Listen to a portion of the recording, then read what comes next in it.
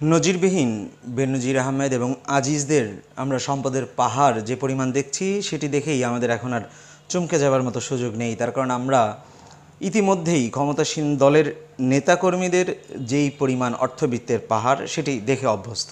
তবে আমরা খুব বেশি হতবাক হই যখন তাদের এমপিদের এমন নির্মম মৃত্যুর সম্মুখীন হতে হয় এবং যেটি নিয়ে জনগণ দুঃখ বা মাতম করবার পরিবর্তে উল্লাস করে এবং শঙ্কিত হয় যে এই পরিণতি আরও কত ভয়াবহ হতে পারে বা কত দূর যেতে পারে।